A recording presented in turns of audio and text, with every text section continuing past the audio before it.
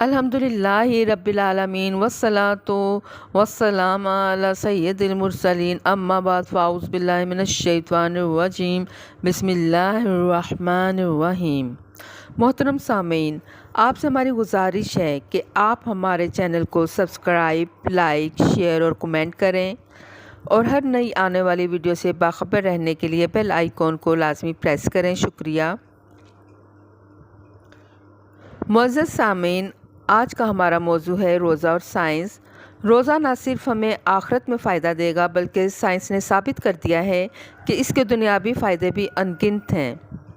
जब इंसान सारा दिन भूखा प्यासा रहता है तो हमारा मैदा, जो कि साल के 11 महीनों में 3 वक्त के खाना खाने, 2 टाइम के चाय बोतल वगैरह पीने या कोई और चीज़ भी खा लेने से इसे ज़रा भी रेस्ट नहीं मिलता, फिर इस वजह से मोटापे का होना लाजमी होता है और मोटापे की वजह से न जाने कौन कौन सी बीमारियां लाहक हो जाती हैं। लेकिन जब हम रमज़ान मुबारक में रोज़े रखते हैं तो हमारा मैदा जो है इसको सुकून मिलता है और इस एक माह में हम रोज़े रख कर पूरे साल के लिए अपने मैदे को अच्छी कारकर्दगी के लिए तैयार कर लेते हैं और मैदे के तमाम मसाइल हल हो जाते हैं। एक यूरोपियन डॉक्टर का अपना ज़ाती तजुर्बा था कि उसके पास मैदे और पेट की खराबी के मरीज़ आए। उस डॉक्टर ने रोज़ों के बायस मुसलमानों की सेहत को देखते हुए इन मरीज़ों को कोई दवाई वगैरह नहीं दी बल्कि सिर्फ़ और सिर्फ रोज़े रखवाए, जिसकी वजह से इनके मैदे बहुत ज़्यादा सेहतमंद तरीके से काम करने लग गए।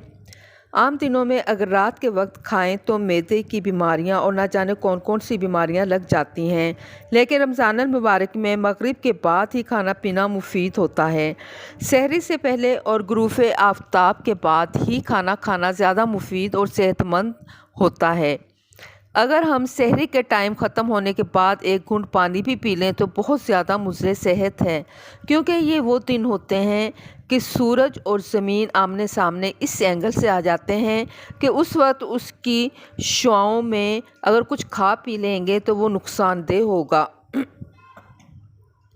यूरोपियन ममालिक इन दिनों को डेंजर दे करार देते हैं, लेकिन हमारे इस्लाम में ये महीना पूरे साल यानी 11 महीनों की निस्बत ज़्यादा रहमतों और बरकतों वाला महीना होता है।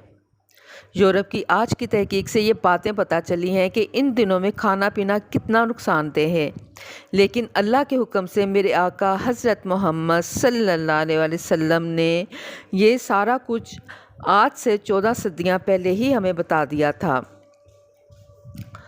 रोज़े के फजूल बरक़ात से तो मुसलमान सदियों से मुस्तफ़ीद होते आ रहे हैं, लेकिन जैसे जैसे साइंस तरक्की के मनाजिल तय करती जा रही है वैसे वैसे रोज़े के साइंसी और तिब्बी फ़वाइद भी सामने आते जा रहे हैं।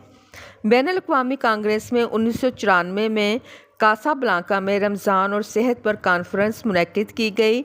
इस कॉन्फ्रेंस में 50 लोगों की सेहत का जायज़ा लिया गया, जिसमें रोज़े रखने वालों की सेहत में नाकाबिले यकीन बेहतरी रिकॉर्ड की गई। रोज़ा खून की रवानगी को बेहतर बनाने में मदद फराहम करता है। रोज़ा बुरे कोलेस्ट्रॉल को कम करता है और अच्छे कोलेस्ट्रॉल की मिकदार में इजाफ़ा करता है। रमज़ान में तरावी वर्जिश का काम करती है, जिससे इंसानी जिस्म भी तंदुरुस्त रहता है।